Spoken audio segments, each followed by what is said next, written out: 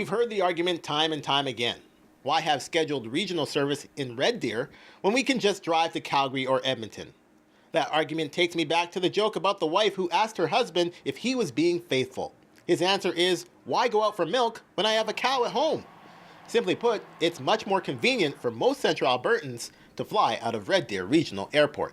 People prefer to go local for various reasons, including that we don't charge for parking here at Red Deer Airport. So you can go away for 2 weeks and not have to have this significant a cost for your trip. Speaking of cost, the giant wholesaler Costco had a similar proximity argument, but it didn't fly. As I understand it, there was Costco had for a long time said, why would we put a Costco in Red Deer when we have one in Calgary and we have one in Edmonton, and individuals can drive down there. And that's a similar parallel story to Red Deer Airport, because we continue to hear people say, well, we could just drive down the highway to Edmonton and Calgary. But the reality is, once the store arrived here in Red Deer, it is now one of their highest grossing stores per square foot, because Red Deer citizens like to stay local. And that reasoning doesn't hold weight at similar airports like Medicine Hat or Nanaimo. We do about 18,000 takeoffs and landings a year. Air Canada carries about 31,400 passengers annually between here and Calgary.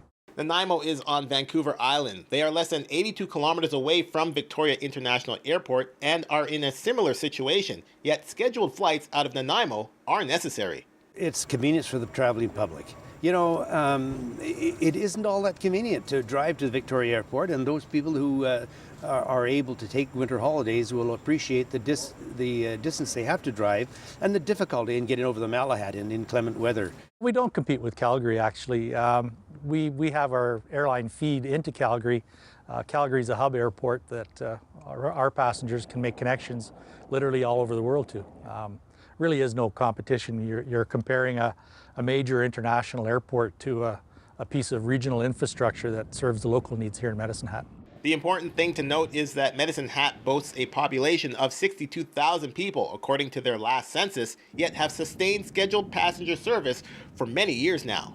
Their big difference is their relationship with the city of Medicine Hat.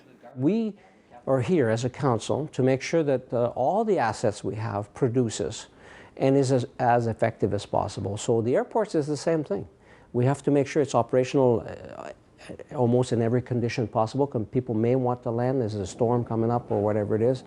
We have to make sure that it is effective for the citizens, for business, in a support manner. So for all of these reasons, and I think we have to be there, understand what type of business is available, and try to help them out.